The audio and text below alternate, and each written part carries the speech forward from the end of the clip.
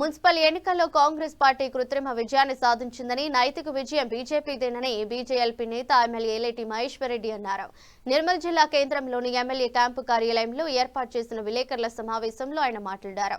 ముందుగా బీజేపీ అభ్యర్థులకు ఓట్లు వేసి గెలిపించిన నిర్మల్ ప్రజలకు ప్రత్యేక ధన్యవాదాలు తెలిపారు.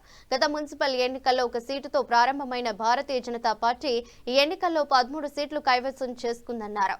రాబోయే జడ్పీటీసీ, ఎంపీటీసీ ఎన్నికల్లో బీజేపీ జెండా ఎగురవేస్తామని ధీమా వ్యక్తం చేశారు. 3 పార్టీలు ఒకటై మేక పోతు గాంభీర్యం ప్రదర్శించిందని ఎద్దేవా చేశారు.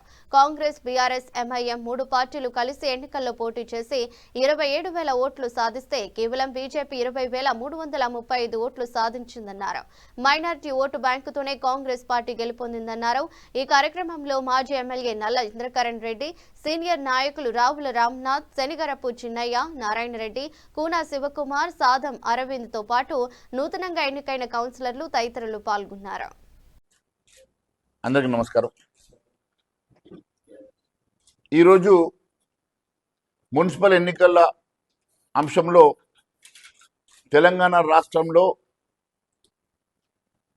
కాంగ్రెస్ పార్టీకి కేవలం 52% మాత్రమే విజయం సాధ్యపడింది. అంటే గత టీఆర్ఎస్ ప్రభుత్వంతో పోలిస్తే గతంలో 92% వచ్చి కూడా టీఆర్ఎస్ ఎమ్మెల్యే ఎలక్షన్కి వచ్చేసరికి పూర్తిగా కుప్పకూలింది. ఈరోజు కాంగ్రెస్ పార్టీ మీద ఎంత వ్యతిరేకత ఉన్నదో మరి దీన్ని బట్టి స్పష్టమవుతున్నది.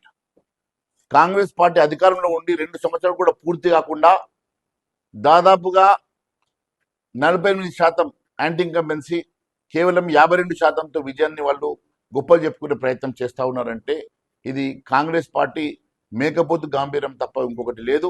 కాంగ్రెస్ పార్టీ పూర్తిగా వైఫల్యం చెందింది. ఇచ్చిన హామీలు నెరవేర్చక వారు ఏ రకంగా కూడా మేనిఫెస్టోలో పెట్టినటువంటి హామీల్ని గాలి కుదిరేసి విస్మరించి ఈరోజు మున్సిపల్ ఎన్నికల్లో షేర్వాణితోటి దోస్తానం చేసి 3 పార్టీలు ఒకటై ఈరోజు భారతీయ జనతా పార్టీకి అడ్డుకట్ట వేయాలని చేసినటువంటి ప్రయత్నంలో వారు మేకపోతు గాంభీర్యం ప్రదర్శిస్తున్నారు తప్ప కాంగ్రెస్ పార్టీ పూర్తిగా నైతికంగా ఓటమి పాలైంది. కాంగ్రెస్ పార్టీకి వచ్చింది కేవలం 52% మాత్రమే.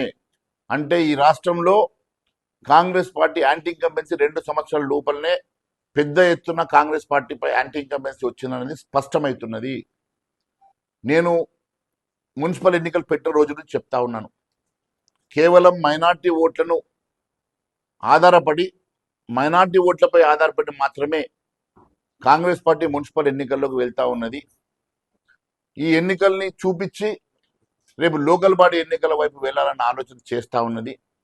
మరి ఇక్కడ మైనార్టీ ఓట్లను పోలరైజ్ చేసుకోవాలన్న ఉద్దేశంతో ఎంఐఎంతో దోస్తీ చేసి టీఆర్ఎస్తో ఫ్రెండ్లీ మ్యాచ్ పెట్టుకొని ఈరోజు భారతీయ జనతా పార్టీకి అడ్డుకట్ట వేసే ప్రయత్నం మాత్రమే జరిగింది.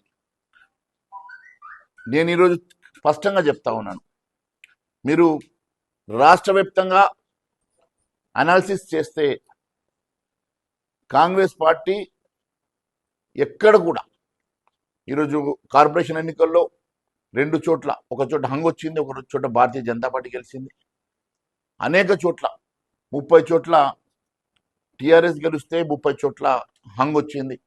ఇవంతా కూడా చూస్తే స్పష్టంగా భారతీయ జనతా పార్టీ పుంజుకొని ఈరోజు ఓటు బ్యాంక్ పెంచుకొని ఈరోజు దూసుకు వెళ్తున్నటువంటి సమయంలో భారతీయ జనతా పార్టీకి అడ్డుకట్టే వేయడానికి సూడో సెక్యులరిస్ట్ పార్టీలన్నీ కూడా ఒక దాటి మీదకి వచ్చి భారతీయ జనతా పార్టీని అడ్డుకట్ట వేసే ప్రయత్నం జరిగింది.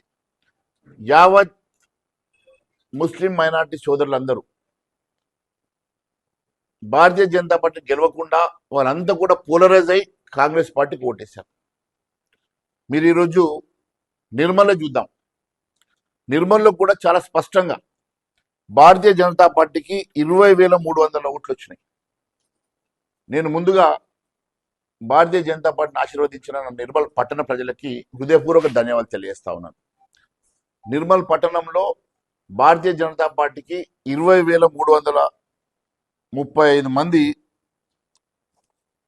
భారతీయ జనతా పార్టీ ఓటేస్తే